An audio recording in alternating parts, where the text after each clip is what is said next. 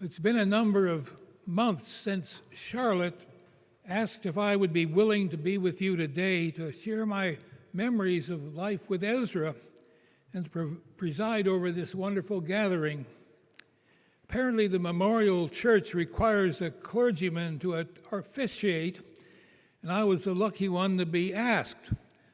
Thank you, Charlotte and family, for your kind invitation and hospitality. I was ordained in the Episcopal Church in 1955, and I'm going to be 91 next week. In my retirement in Arizona, I have apparently put on a little weight and thus retired all my clerical shirts. My daughter had to buy me a brand new one for this special occasion. On the cover page of his book, Japan is Number One, there is this inscription: "To Derwent, fondest companion from our tender years of youth, with best wishes, Ezra." Ezra and I knew each other when we were very young.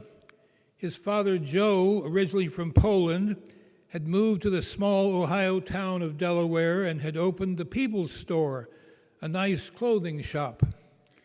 My father had come from Australia to the same town, where he attended Ohio Wesleyan University and later served on their faculty teaching world religions. He married one of his students, and I was born. Ezra and I attended West School Elementary and then Frank B. Willis High School, where we became best friends and debating partners. I was at his home many times, where I also saw his sister, Faye. Ezra often helped his dad at the People's Store. I remember asking Ezra which was the best underwear to buy. He answered, "Hanes, of course." I still wear that brand today in his memory.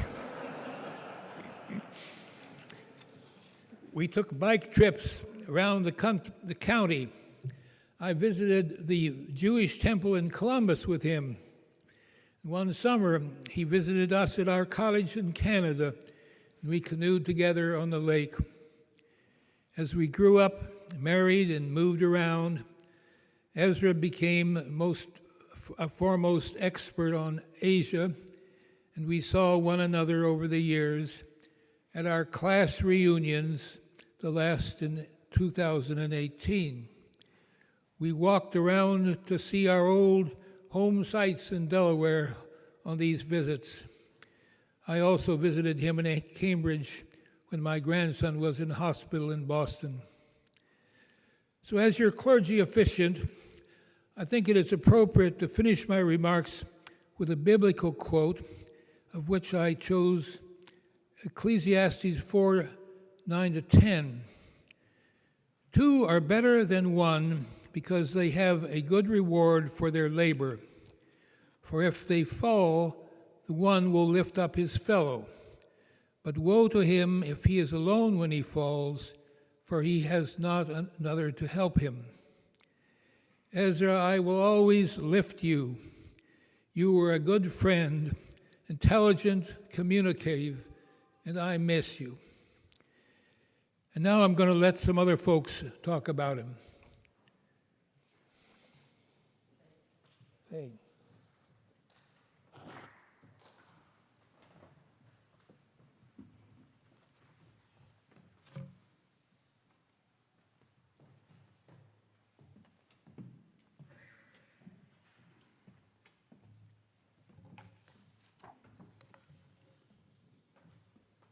Good afternoon. My brother's death caught us by surprise. It was not something we expected so soon, and I deeply mourn his loss.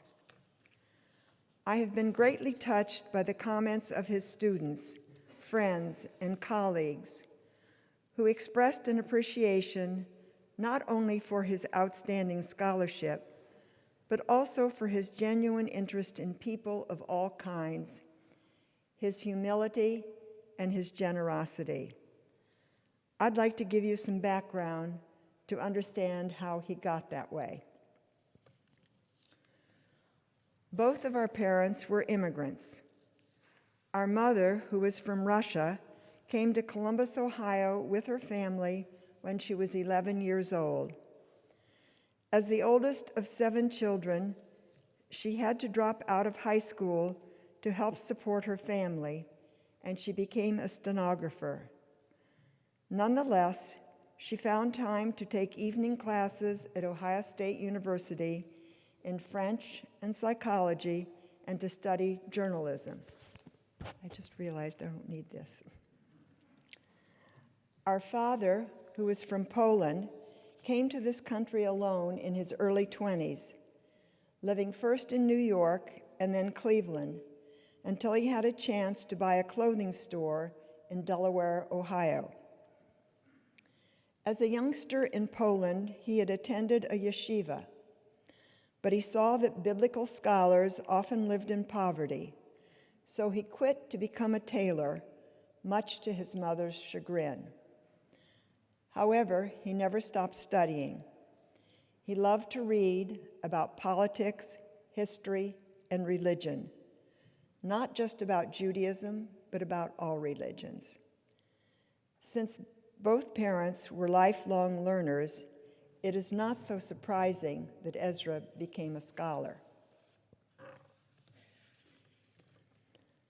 At my father's store, there were customers from all walks of life. New to America, he took a great interest in them and wanted to understand how they lived and what they thought. During the Depression, he saw many of them struggling, so he gave them warm clothing or allowed them to buy things on credit without knowing whether they could ever pay him back.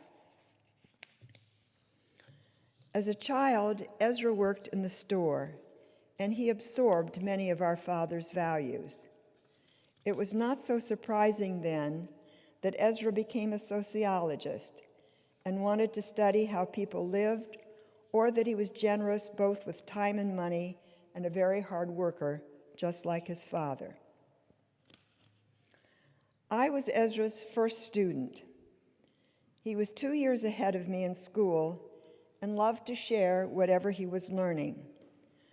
From early childhood all the way through high school, he was always teaching and advising me.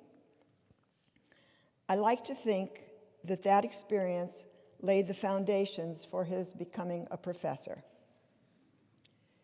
In our little town of Delaware, the teachers were not distant authoritarian figures, but had close personal relationships with their students. And I believe that was a great influence on how Ezra interacted with his students. And how did Ezra get interested in cultures besides his own?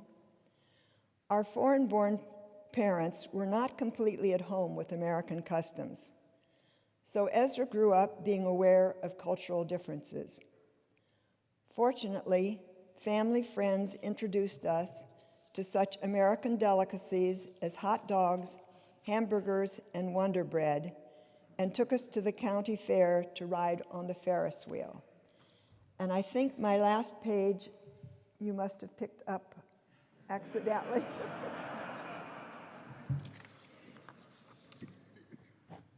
have to see if you picked up my last page. No, I didn't get the... No? Okay, so I will have to wing it. I don't remember what I said. So let's see, I got through with...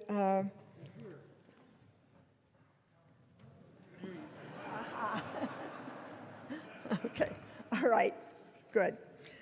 While attending Ohio Wesleyan, the local university, Ezra joined a fraternity that was interracial and interreligious. He also attended a summer program that was international, all of which increased his interest in different types of people. At Harvard, Ezra's thesis used a comparative group of Irish, Italian, and Old Americans. He had already begun an interest in Japan through one of his professors. When his advisor suggested that he needed greater perspective for comparative research, he decided to go to Japan. Little did he know how important a role Japan and later China would play in his life. The choice of Japan was by chance, but his genuine interest in different types of people, his outgoing nature, and his generosity all have roots in his upbringing. Ezra was my only sibling, so it was a real gift that we both happened to settle in the Boston area and raise our families here so that we were able to remain close. In later years, it was a special treat to have Ezra and Charlotte ride bicycles out to Lexington and even to Dedham after we moved there, and we would meet for breakfast and conversation. And their annual family gatherings have been instrumental in keeping our whole extended family together. We have much to be grateful for. I thank you all for coming today here to honor him. May his memory be a blessing.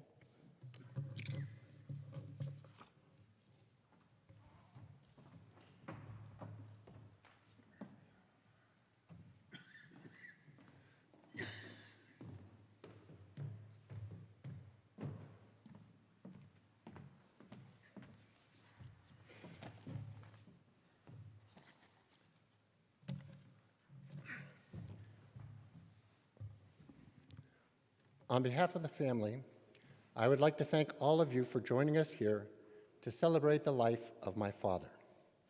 Just one quick announcement.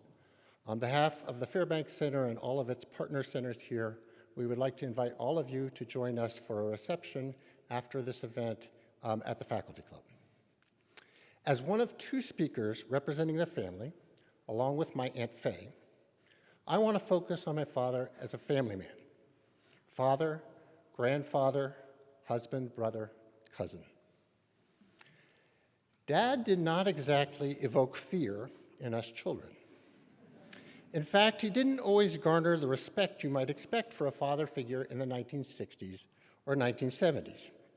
We would tease him about his table manners, or his attire, or his posture. And when the occasional visitor would tell us how revered he was in the public arena, we would think, you mean this guy? One of our bonding activities was to watch What's My Line or the Dick Van Dyke Show after dinner. Or we would play a 2-versus-1 touch football game, which was basically Dad versus David with me permanently on offense. That suited me just fine. We would also get 2 season tickets to the Harvard football games, and Dad would alternate taking David or me. That didn't work out so well for me because David hit the jackpot for the legendary Harvard wins 29-29 game of 1968, while I stayed home and heard about it after the fact. Dad cherished his extended family. In 1995, he launched what became an annual tradition of a holiday party. This was really a not too thickly veiled plot to transfer his love for his sister Faye, his cousin Alvin, and his newfound cousin Harold onto the next generation. Well, needless to say, the scheme worked.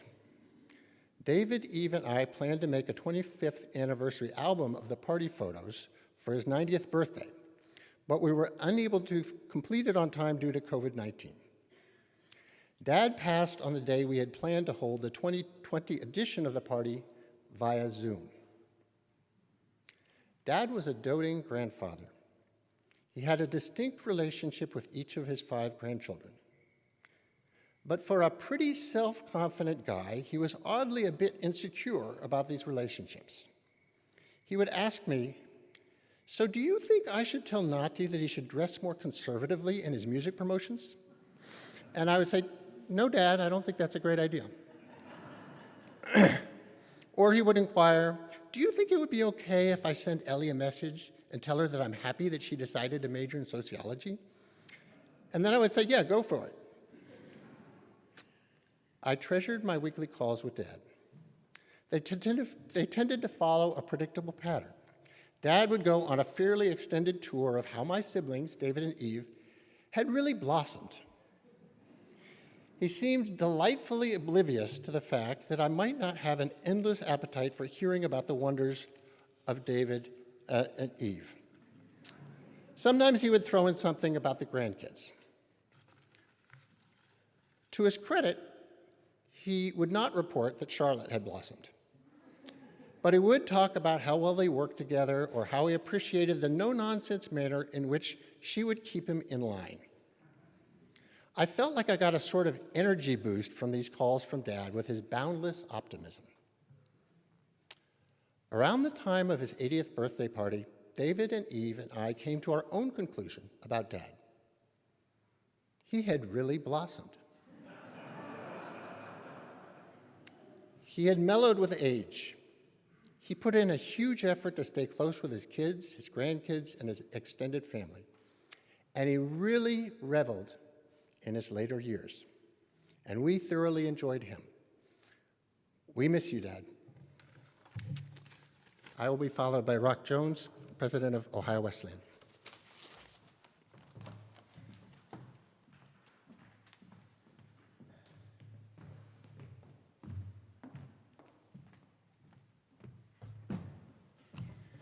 Thank you, Stephen, and good afternoon. As you have already heard, the first place Ezra Vogel called home was Delaware, Ohio, a small county seat, Midwestern town that is home to Ohio Wesleyan University. Ezra's connection with Delaware was deep and lifelong.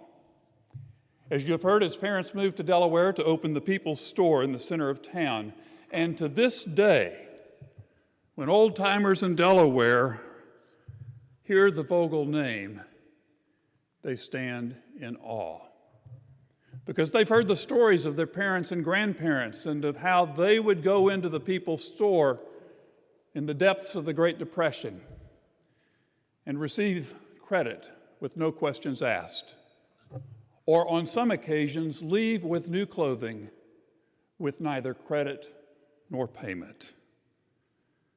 Ezra, the people of Delaware would tell you, was raised in a home that taught values of honesty, decency, generosity, compassion, and care. And wouldn't you say that those of us who had the privilege of knowing Ezra recognized those values in him every day? As you have heard, Ezra was raised in a home that valued education. His family home was just blocks away from Ohio Wesleyan, where he matriculated. Following his graduation from Delaware Willis High School, he finished both high school and college in 3 years. And he remained loyal to Ohio Wesleyan throughout his life. When his biography of Deng Xiaoping was translated, he gifted the royalties of the Chinese sale of the book to establish an endowment at Ohio Wesleyan to support our students and faculty traveling to East Asia as he had traveled as a young student. In a sort of full circle moment, this fall I was welcoming new students to campus and I met a man named Hamburg Tang, the father of one of our first-year students. I learned he had studied East Asian studies at Harvard. I told him about our relationship with Ezra. And when I did, he described Ezra as a, quote, mesmerizing lecturer. And then he later wrote me this: as a sophomore struggling to find an academic field that would reignite my intellectual pilot light, Professor Vogel was the catalyst. He sparked my passion to learn. Professor Vogel's secret sauce was his ability to blend cutting-edge research with a passion for teaching.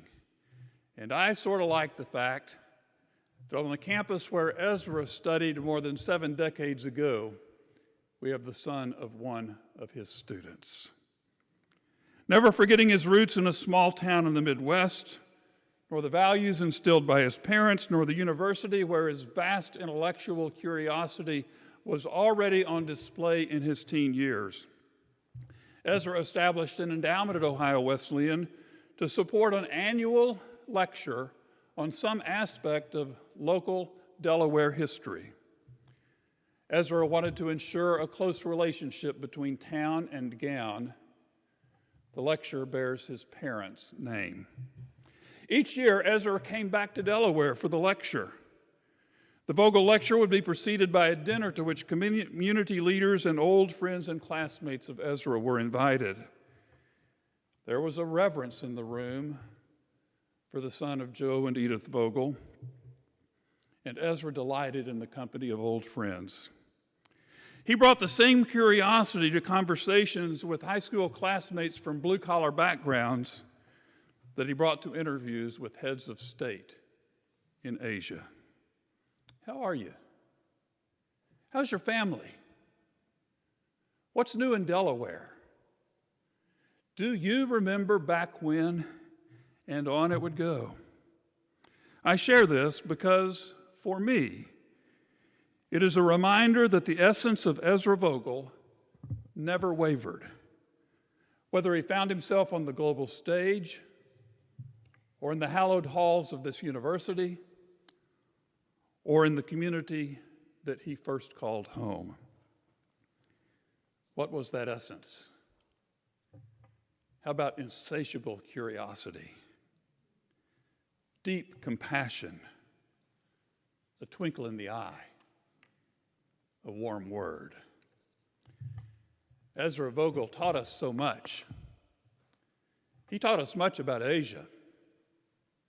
He taught us even more about how to live a good life.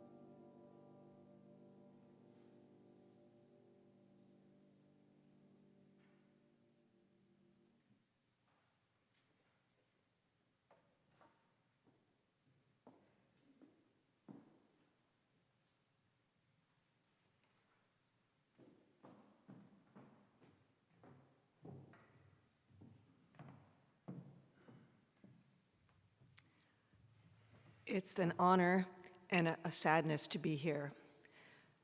I knew Ezra Vogel since my freshman year at Harvard in 1974. I actually was never a student of his in terms of fact I never was in one of his classes. He was never my teacher.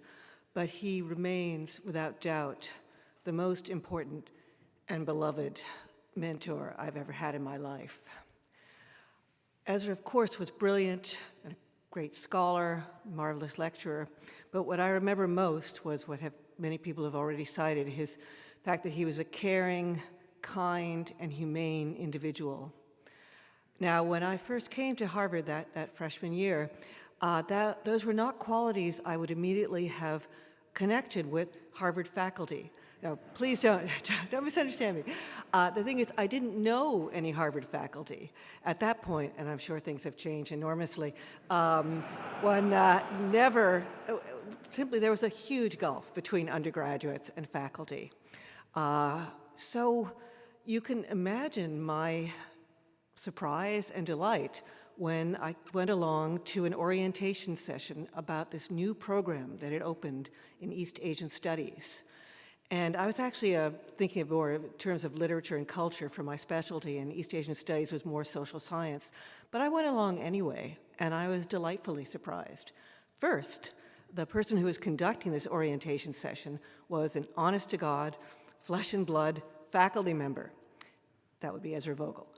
And second, he was funny. He told us how he'd happened to become head of this new program, and he said, basically, it's because, well, I had a leave last year, and while I was away, my colleagues got together and said, well, who can we get to do this? Oh, I know, Ezra, he's not here, he can't object. So I thought, wow, funny and self-deprecating, cool. And then my third surprise, and this is a very personal one, was when we came, he asked us all to introduce ourselves, another kind of innovation. And when I said my name, he said, oh, I've heard of you. I thought, what? How is that possible? But it turns out I had been born and raised in Cambridge, and I decided to study Japanese in high school, and the head of my high school had actually gotten in touch with Ezra 3 years before to say there was this young woman student who wanted to study Japanese. And Ezra remembered that, and he remembered my name, and he also welcomed me to Harvard and said how pleased he was I had decided to study.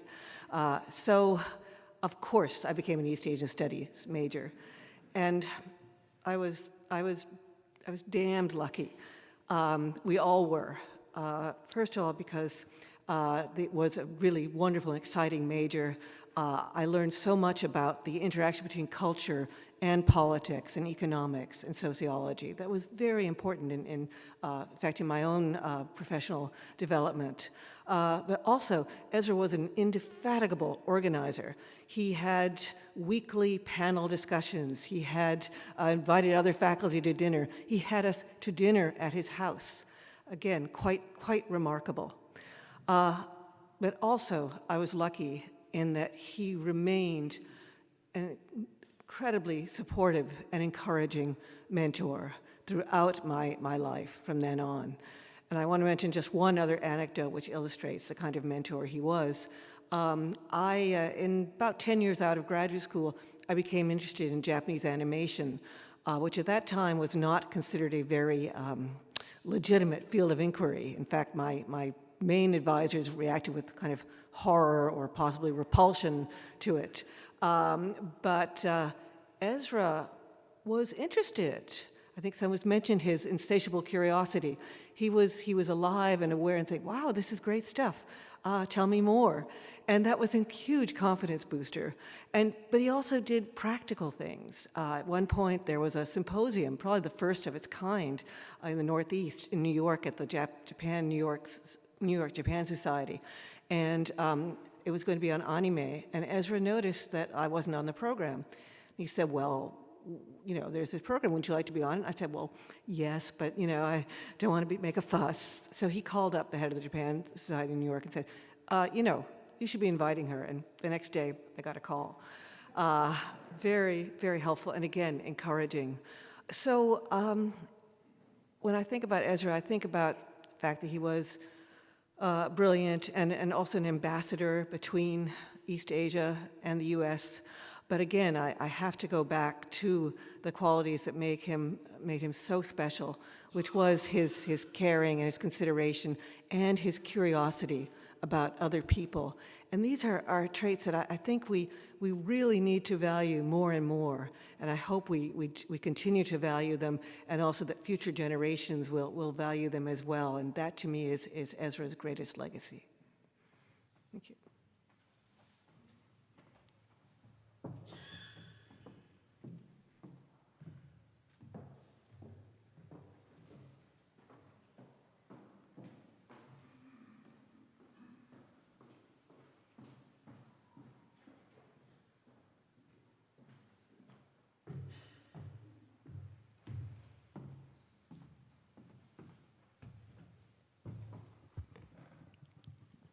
Thank you, people at the Fairbanks Center and all the people in the Asia field at Harvard making this wonderful occasion possible.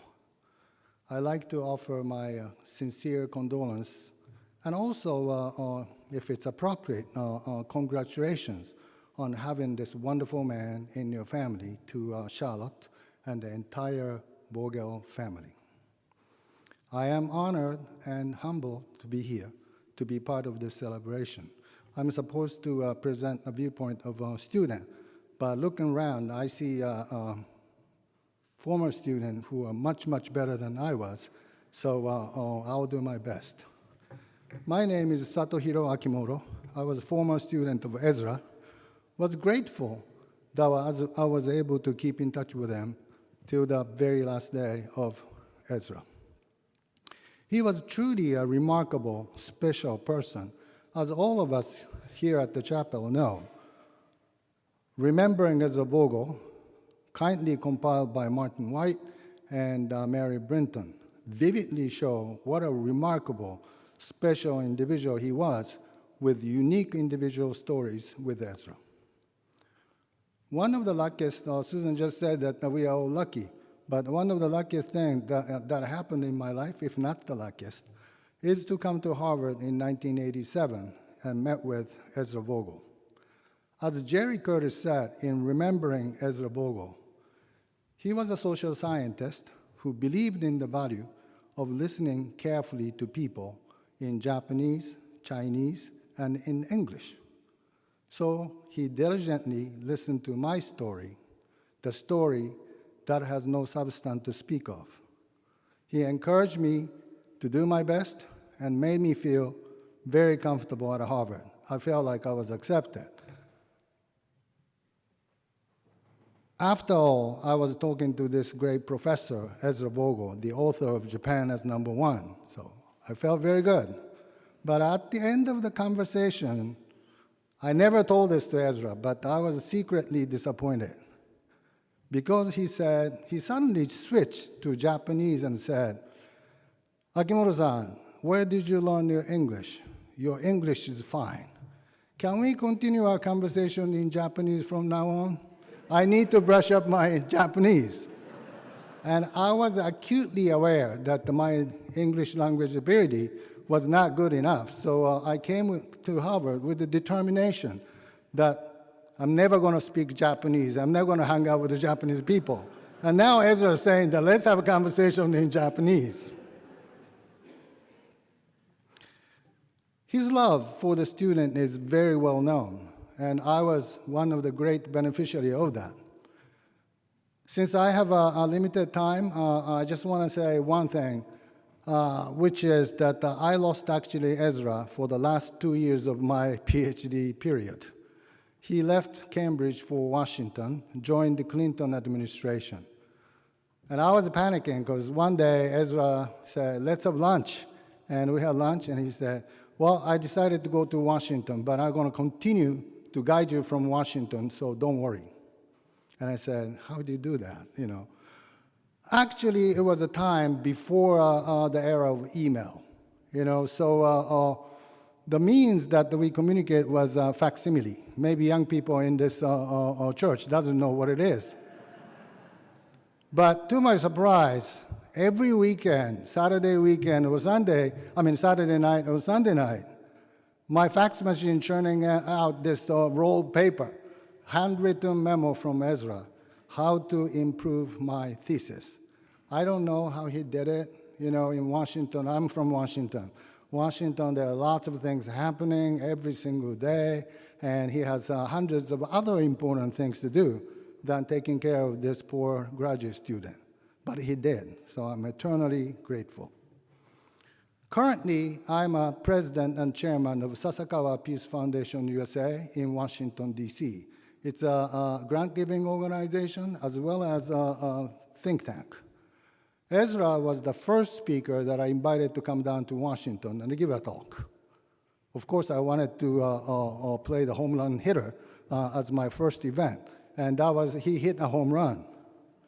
One of the things that Ezra encouraged me to think, obviously I seek advice whether I should take the job or not, and one of the things that he encouraged me to think about is how to improve the relationship between China and Japan, how to incorporate the United States in the picture, and how to prevent the bilateral relationship going into the wrong direction with possibly disastrous consequences.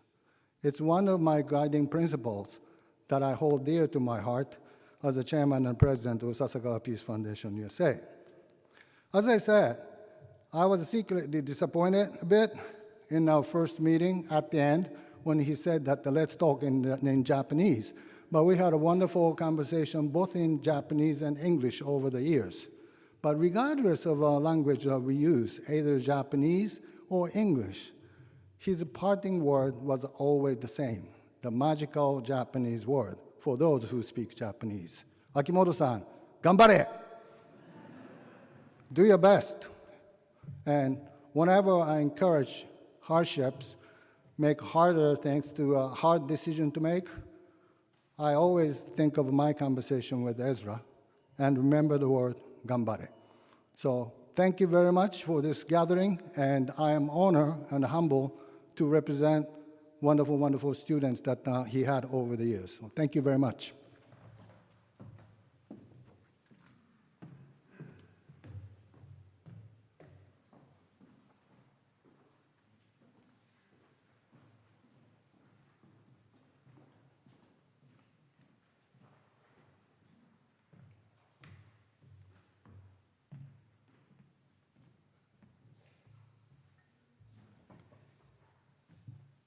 Ezra Vogel was the heart and soul of East Asian Studies at Harvard University. He started the undergraduate degree program, even if it was foisted on him when he was out of the country. He trained many of this country's leading sociologists of Asia. He twice directed the Fairbanks Center and established its library. He founded both the US-Japan program and the Harvard Asia Center. He served for over a decade as trustee of the Harvard Yenching Institute, all the while producing a series of outstanding, influential books on both China and Japan. But what made Ezra so special, of course, was that these unusually impressive achievements were accompanied by an utterly unpretentious, down-to-earth demeanor that allowed him to connect easily with all different kinds of people, all of us here today, on our own terms. In my case, we bonded over a shared fascination and admiration for China, where I was born, and Japan, where I grew up. But Ezra seemed able to connect with just about everyone, no matter where they came from, while at the same time remaining true to his own small-town Midwestern roots. Now, Midwestern folksiness is not a characteristic that we usually associate with Harvard University. But Ezra, Harvard booster though he certainly was, embodied it. When Ezra invited you to his home for an evening meal, you were invited not to dinner, but to supper. And the casual, inclusive atmosphere that he and Charlotte created over Chinese takeout made you feel that you too could be right at home in this community, regardless of where you had come from. Ezra's modesty and personal warmth were not just artifacts of his Midwestern upbringing. They bespoke a people-centric view of the world that infused his scholarship as well as his collegiality. Unlike many social scientists, Ezra was less interested in theorizing grand patterns of social structure than in figuring out the motives and reactions of the people who shaped and lived those patterns. Despite having been trained as a sociologist of the American family by Talcott Parsons, the godfather of structural functionalism, Ezra showed little enthusiasm in his own work, either for abstract theory or for narrow empiricism. He was drawn instead to an ethnographic mode of research focused on the experiences and contributions of real individuals. From his 1963 book on the Japanese family to his 2019 book on Sino-Japanese relations and many other landmark volumes in between, Ezra relied on in-depth interviews as his key to unlocking social and political dynamics. Ezra brought that same people-centric perspective to all his work at Harvard. He spent a great deal of time advising students, especially undergraduates, encouraging them to pursue their passions, whether that led them toward academics or in some other direction. He took a sincere interest in the staff of the various centers with which he was affiliated, getting to know their personal stories and conveying appreciation for their indispensable contributions. He welcomed a steady stream of visitors from Asia with cheerful hospitality.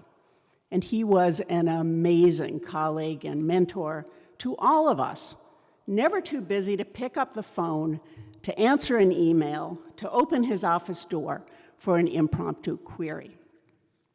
When I arrived at Harvard 25 years ago, attracted by its world-class libraries and research centers, I was, to be honest, a bit disappointed to discover that many of the senior faculty seemed more focused on their administrative burdens than on writing their next book.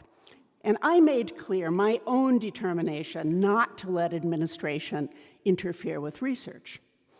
Ezra, dedicated and productive scholar that he obviously was, expressed sympathy for my perspective, but he also encouraged me to appreciate the importance and satisfaction that come from a broader understanding of what it means to be a professor. 15 years ago, when I resisted the invitation to direct the Harvard Yenching Institute, it was Ezra who changed my mind. He first presented the case on the basis of our shared appreciation of Asian studies and East Asian libraries. When I replied that those were precisely the considerations that inclined me to prioritize research over administration, Ezra reached for the ace up his sleeve. Ever the family ethnographer, Ezra over the years had quietly gathered a surprising amount of what I thought was privileged information about my parents' experiences as university professors and missionaries in China and Japan. He drew on that insider knowledge to help me envision opportunities here in ways that encompass not only scholarship, but also service.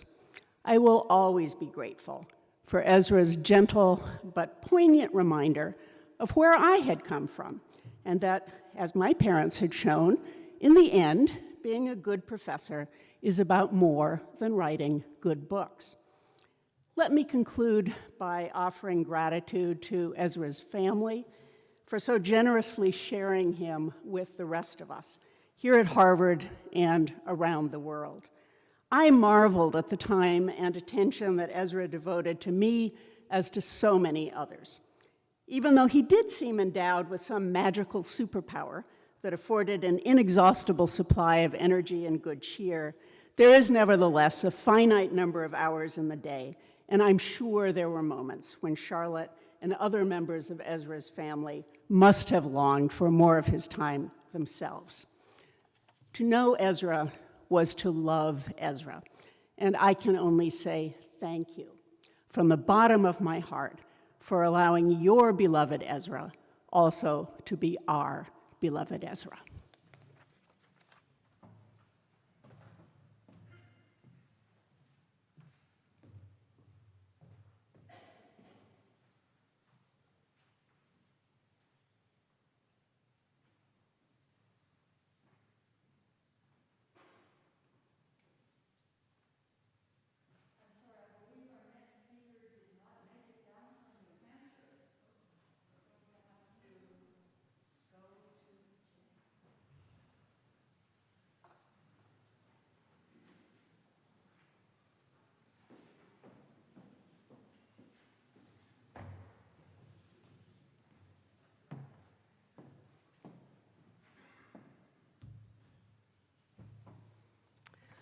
I'm sure all of you were just disappointed by Charlotte's announcement that Joseph Nye is not able to be here, but I have to say that I was sitting there thinking how insanely difficult it was going to be to follow Elizabeth Perry and Joseph Nye, and now I only have to follow Elizabeth.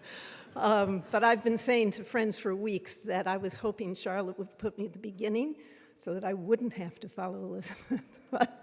Or all of the other people who have spoken so eloquently today about a man whom we all loved and cherished. And I, too, have to thank Charlotte and the family, because we took, at least Liz, you were seeing him here in his own hometown, and he could go home to Charlotte at night. But my relationship with Ezra over the past 20 years or so has meant that I was taking him away from Charlotte for weeks on end, and she was extremely generous and gracious about that. Except over brunch this morning, she told me that she had been getting up her courage to call me and say, maybe I should stop asking him to do so much traveling. But though I met Ezra over 50 years ago, initially our paths only crossed on occasion at National Committee on U.S.-China Relations board meetings or at the AAS conventions that he was so fond of attending. And that didn't change until about 20 years ago, when I first began developing a program at the National Committee called our Public Intellectuals Program, affectionately known as PIP. Its purpose is to nurture the younger generation of American China specialists and to encourage them to use their knowledge to inform policy and public opinion, and to give them and to equip them with the necessary tools to do so. Ezra was among the first people we talked to about this concept, and he was immediately enthusiastic about it, and we know where his enthusiasm takes him.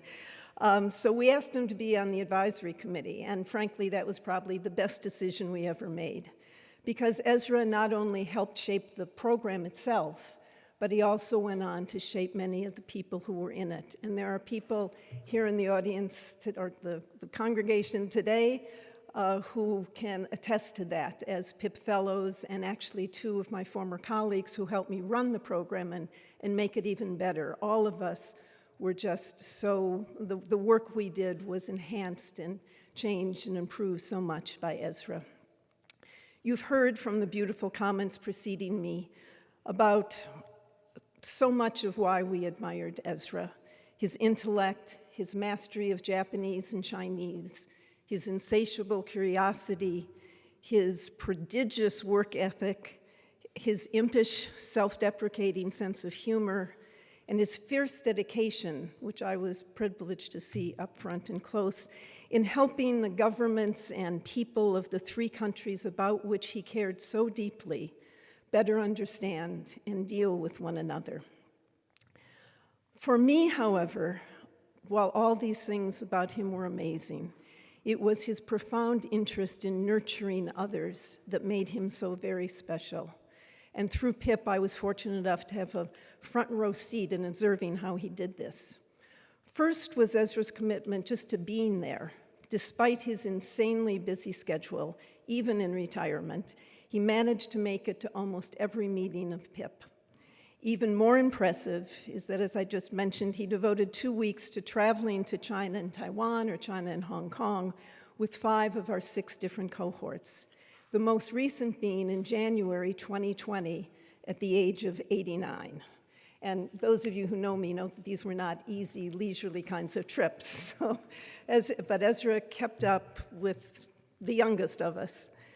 Having him with us, whether in the United States or China, added a cachet to the program that was priceless and made meetings with senior officials really easy to arrange. In fact, sometimes it was the Chinese side that took the first overtures, as was the case when State Councilor and Politburo member Yang Jiechi heard that Ezra was going to be in Beijing and was going to be meeting with a vice foreign minister.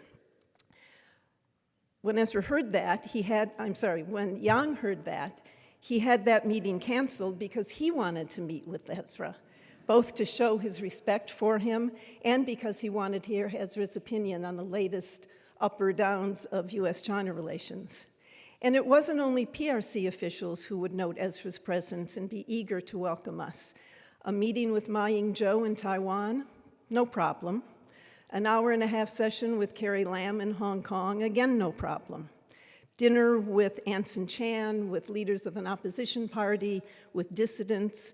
Not only was there no problem, but everyone, no matter what their political leanings, was eager to engage with Ezra. While having him as part of our group was wonderful wherever we went, it was on our 2 visits to Guangdong province, which most of you know was his first real focus in China, and especially the 2 visits, the 2 different trips we made to Sichuan, including on one of them to Deng Xiaoping's birthplace. While being with Ezra always brought amazing perks, being in Deng Xiaoping's hometown, you would have thought that the Messiah had arrived. But even better than the way we were treated was the vicarious pleasure that I know I and I think all of the PIP fellows took from watching other people being so excited about meeting with Ezra.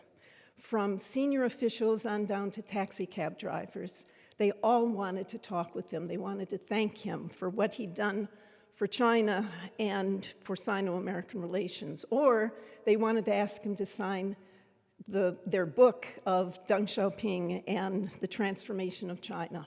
In fact, on the 2020 trip, the Shenzhen party secretary, who was hosting a dinner for us, was desolate because his staff could only scare up 9 copies of the book in the entire city. Not surprisingly, Ezra, ever the gracious person, signed every one of them, though later he told me he was thankfully very grateful that they could only find 9.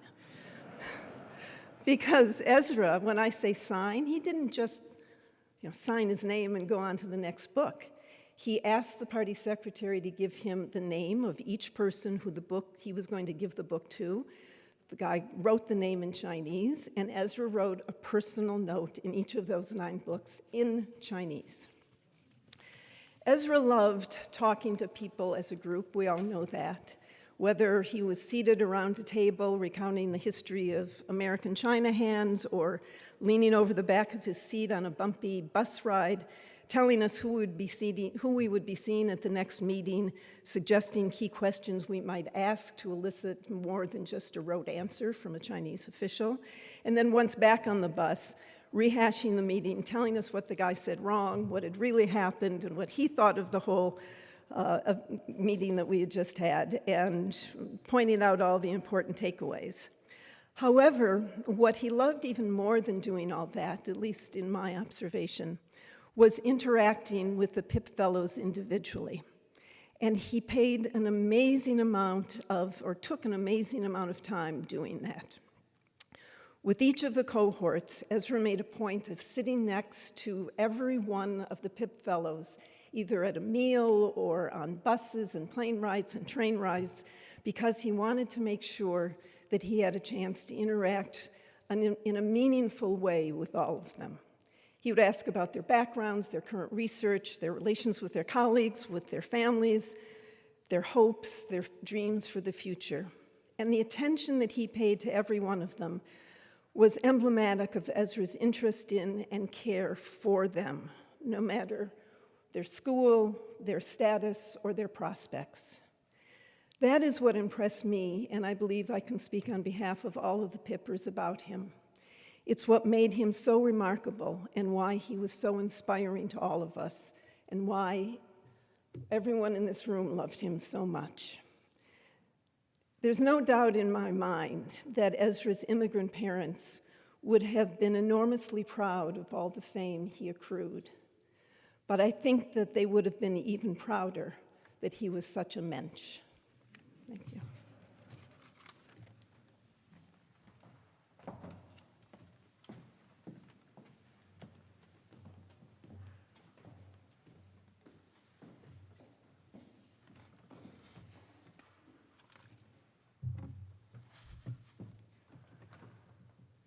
Thank you for all your gracious words about the life of Ezra. I'd like to end with a quote from an 11th century English saint named Godric. He said, "What is lost is nothing to what's found, and all the death that ever was, set next to life, would scarcely fill a cup." Bless you all. Bless Ezra. Now let us listen to some music that he loved before we leave.